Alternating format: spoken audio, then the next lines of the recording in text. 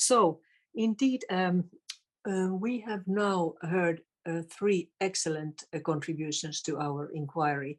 And we decided for the first time now in hearing 5 to devote, let's say, 30 minutes max to a kind of an exchange. And I would like to ask if the three of you would have some comments or questions to one another. And of course, we members of the inquiry might also have some, but let me start by asking if there's any sort of cross questioning or commenting between the three of you.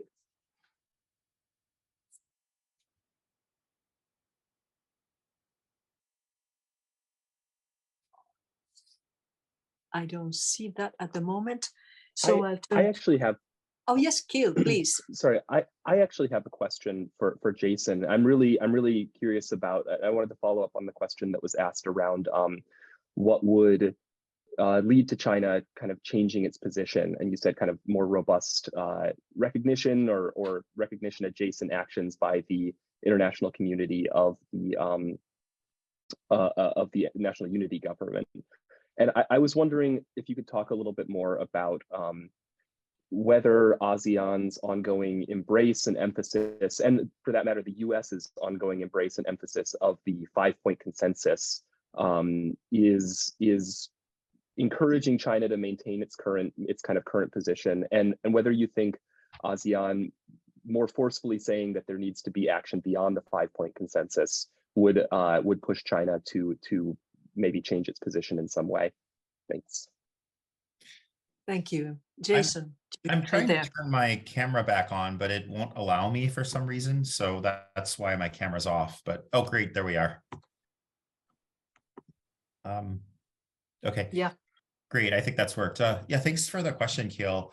I think at this point, we've already reached a moment where further references to the ASEAN 5-point consensus really are counterproductive. And adopting that type of posture, whether it's coming out of ASEAN or for other countries, I think that leaves China in a very comfortable situation, knowing that there isn't going to be any higher level of action. And that really, it can also then just continue signaling, yes, ASEAN unity, yes, ASEAN 5-point consensus.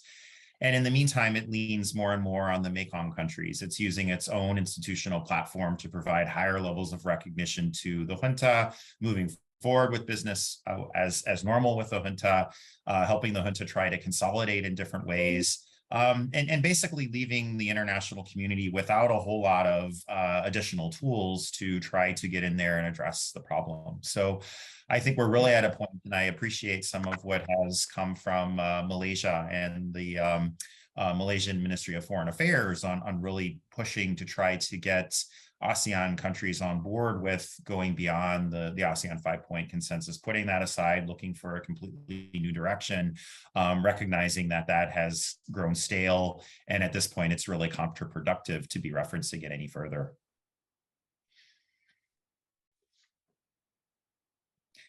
Keel, I'd also be interested in asking a question as well. I know that you mentioned sanctions on different proxy actors, and one thing I've been looking at is the different border guard force entities, most of which I believe haven't been sanctioned, but it does seem that some of these entities are also becoming, at least in terms of the companies that are connected to the border guard forces, some of these entities are becoming kind of the go-to cronies also for the junta and are involved in money laundering and other sorts of things.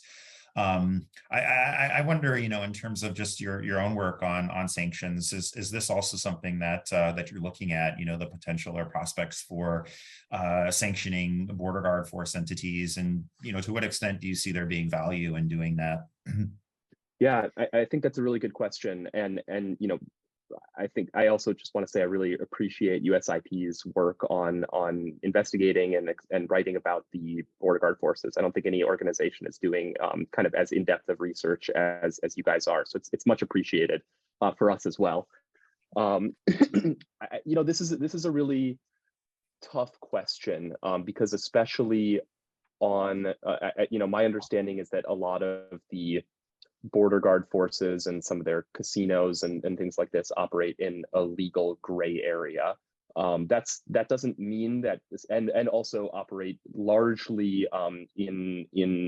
with just Chinese companies, or maybe Thai companies as well along the Thai border. That doesn't mean that sanctions shouldn't be put on them, but I'm not sure how much just sanctions would do to actually significantly impact revenues going, if we're talking about revenue generation for the military junta, I'm not sure how much that would do. Now, there's certainly other reasons to place sanctions on entities other than just reducing revenue generation. And I think especially when the US comes out and designates entities, it provides essentially an official record of wrongdoing by these entities, an official government statement of why these entities should be sanctioned. And I think that in a way that raises business concerns and can help make people aware of what is happening. And so I think to that end, it very much has use and purpose. For me, our focus has been on reducing military revenues, and when we're looking at that, it's MOGE first, and everything else is kind of secondary. But I do see significant reasons to place sanctions on some of these border guard forces beyond just reducing revenues to the military junta. Thank you. I have a further question to Nicholas Komjian. I think we cannot overemphasize this point that you made, that there should be a strong call for cooperation with your mechanism. And let me ask you a bit more concretely, if you want to say, which stakeholders would especially be needed in this cooperation?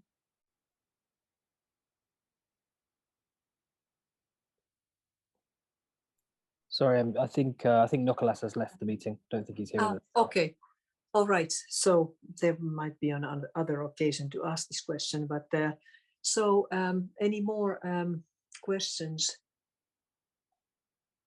Yes. I think, yes, indeed.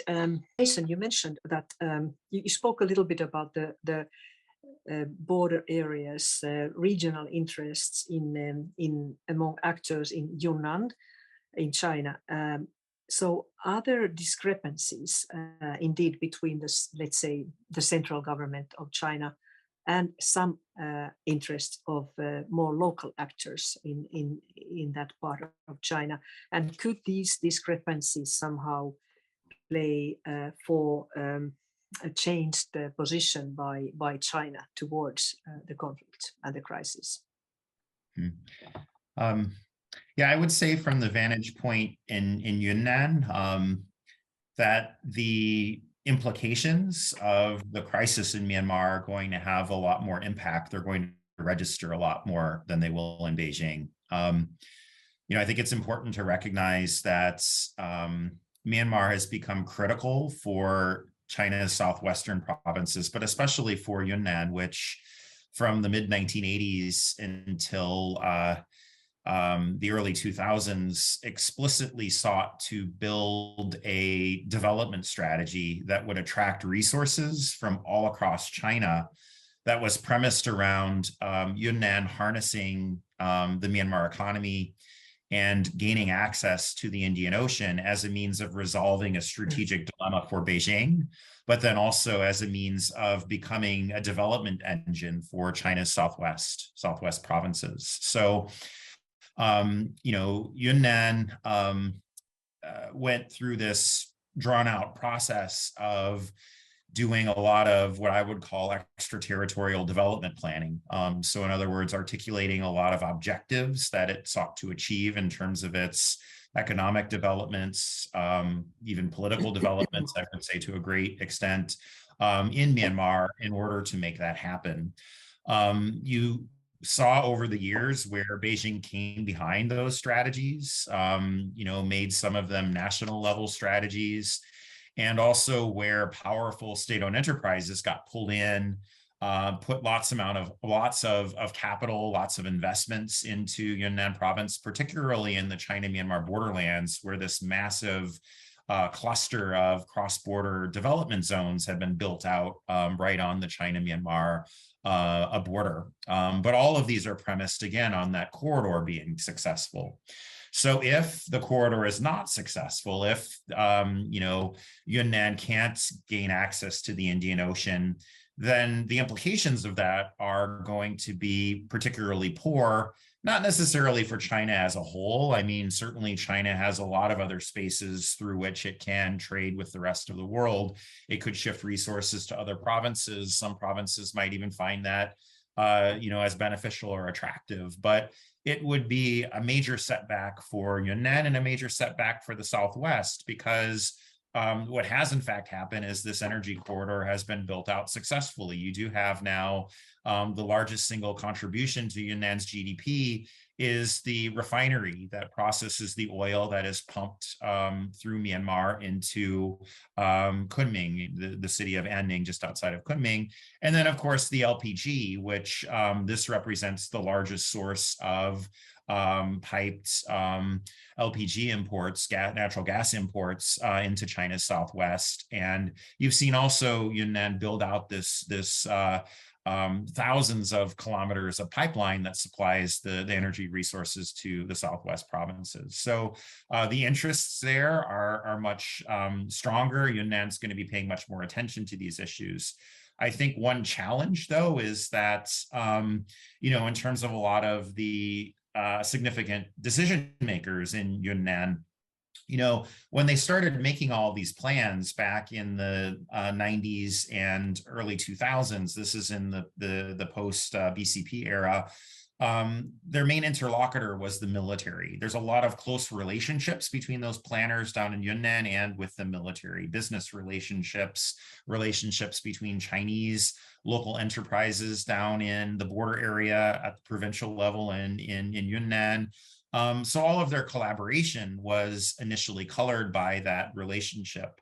Now, you saw lots of negotiations with the NLD, but in terms of actually initiating a lot of new projects during the NLD period, a lot of the bigger ticket items are things that were put in place through the military, through those relationships with the military, which means that from Yunnan's view, I mean, in terms of who their key contacts are, who they have relationships with, I mean, it's a lot of those folks that, have that history through the military. So I think you often do see much more conservative voices coming out of Yunnan calling for different things, and that because of the fact that you don't really have a whole lot of capacity on Myanmar in Beijing, that often the decision-making processes down in Yunnan are going to lead to Beijing more or less just going along with what Yunnan has decided, since, I mean, at the end of the day, what Beijing is often looking at are higher level sort of issues of grand strategy, issues of competition with great powers, these sorts of things. And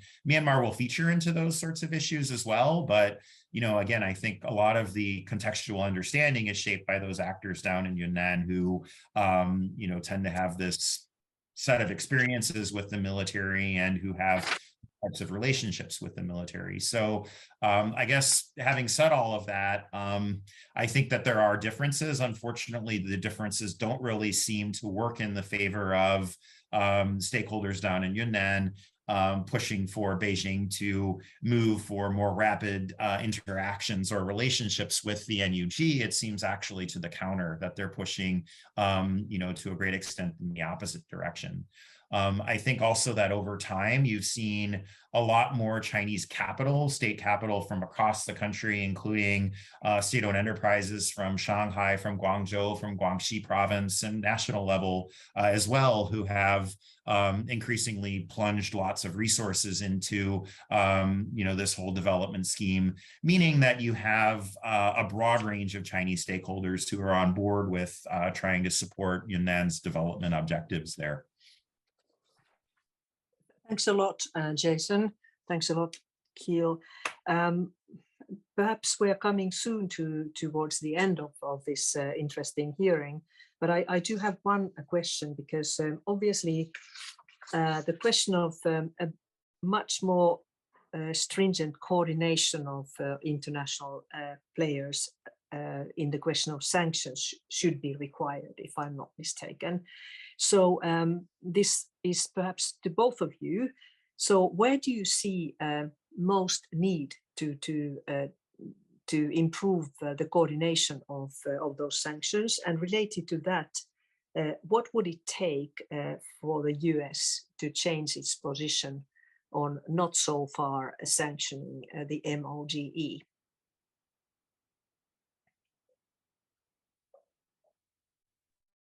Yeah, maybe I can, excuse me, maybe I can answer that first, and then Jason, if you have anything to add. So I think the first point on what would it take for the US to sanction MOGE, I mean, I think ongoing pressure from the international community, or ongoing, well, ongoing pressure from parts of the international community, and then support, I think support from ASEAN would be extremely needed. And I think it would actually be extremely helpful. My apologies, I have something in my throat here. I think it would be extremely helpful if this International Parliamentary Inquiry actually made the recommendation to the US to place sanctions on MOGE. I think one of the things that the US is, you know, in a lot of ways to its credit, is very concerned about in the current situation is multilateralism and respecting the wishes of its regional partners and allies. And so I think one of the number one things that could move the US on this point would be hearing from those regional allies, or you know, if not the governments, then this inquiry of concerned parliamentarians about the need for MOGE sanctions. I think that would be extremely powerful. It shouldn't just be the people of Burma and kind of external groups like ours who are calling for this. So I would say, in terms of what could move the US on MOGE sanctions, I would say that's the number one thing. Would be calls for that from in the region. In terms of where to have cooperation, I mean, I think it's important that the US continue to engage with and work with ASEAN, but I also think cooperation can't just be at ASEAN. I mean, in Western countries that actually have sanctions laws where they can put in place sanctions, I think there just needs to be better coordination between the US, EU, UK, and Canada. These are the four kind of main entities that have used economic financial sanctions, and the lists of who has been sanctioned, although they have some resemblances, are also kind of surprisingly different as well. And there's no reason that should be the case. Most countries, the US, UK, EU, and Canada have very similar, not identical, but similar requirements for you know, sanctions eligibility. And so harmonizing those lists better would be I think the place to start. It also means bringing in other countries who have sanctions laws. Australia in particular is a notable holdout on financial sanctions. But then, I mean, I think the main thing that's needed is engaging more broadly with other countries, even those that aren't willing to put, you know, strict economic sanctions in place, on ways to better focus international investment into Myanmar. There's going to continue to be investment into Myanmar, and so the US should be working with kind of major investing countries like Japan, like Australia, and major investment centers like Singapore to you know, better think through what sorts of investments should be acceptable within the international community right now. So I would highlight those as kind of a couple of areas for better cooperation. Perhaps a quick question here. Do you see any meaningful role for G7 in coordination of the Myanmar sanctions? Yes, I think absolutely. I mean, I think any forum that can bring together significant a number of countries that have these kind of international financial ties would be very welcome. So yes, I think the G7 would be a good forum. I think the Quad, the US could lead in the quadrilateral dialogue as well as another place where more cooperation around sanctions and investment could be considered. So absolutely, I think there's no reason to create. I mean, you know, there's no reason to create entirely new partnerships. I think we need. I think the US and other countries should be leveraging existing partnerships and alliances for this. Thank you. And Jason, what's your perspective to the better coordination of sanctions?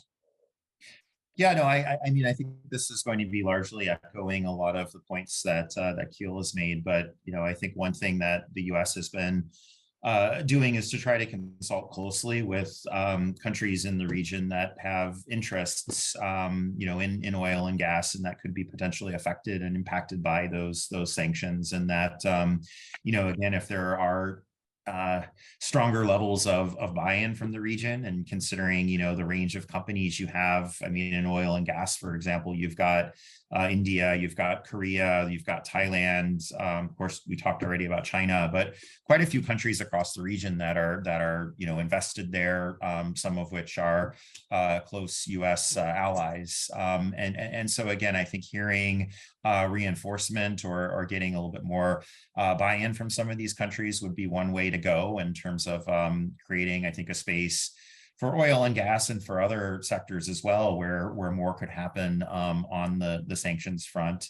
I think on the Quad, not only for sanctions, but really in terms of thinking through some of the humanitarian challenges, governance challenges, I think largely to present, you've seen India maintaining its ties with the military, even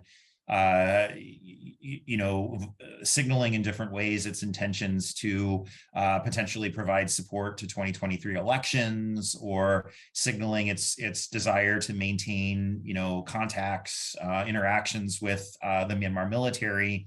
And I think with why India is doing that, often it's related to the fact that it feels like it needs to compete with China. That China is taking this sort of approach, and so if India doesn't maintain influence, maintain ties with the military, that it might end up generating an even greater strategic concern on the part of India. And so in some senses, I mean, you can see where to present the military has been able to successfully play India off of China, leveraging kind of that relationship with the Chinese side to, keep India in the game in that sense. But, again, I think the thing for the Quad to be looking at is in terms of India's security challenges. I mean, a lot of these security challenges are coming directly from China and other parts of the border. Is there more that the Quad could do there? Looking at the bigger strategic picture, then considering also the Myanmar challenges that India faces. There's no capacity on the part of the junta to help India manage any of these security challenges, but the EAOs on the Indian border are growing to be more and more powerful, and many of these EAOs on the border are, involved in the NUCC process or are involved in some way in trying to support the broader movement against the regime. So looking more strategically at those relationships, perhaps in the context of the Quad, and looking at how maybe Quad partners might be able to provide some level of assistance or to leverage that relationship to help India kind of address some of these strategic challenges through having more robust relationships with the ethnic armed groups in the border area and other civilian authorities and non-state authorities in the border area, I think would be another strategic way to, or strategic direction to look. Thank you. Thank you. Now I really want to thank all the three speakers of today for their extremely insightful and informative statements. I want to thank Jason Tower from the United States Institute for Peace. I want to thank Nicholas Kumjian, head of the Independent Investigative Mechanism for Myanmar, and Keel Dietz from Global Witness. In case you want to give additional comments or information to share with the committee, we of course would very much welcome any written submissions that you might want to give us still. So I just make an announcement that we have planned already the 6th hearing for the 17th of August, 6 p.m. Bangkok time. Then we hope to have collected enough information to start our deliberation towards a report.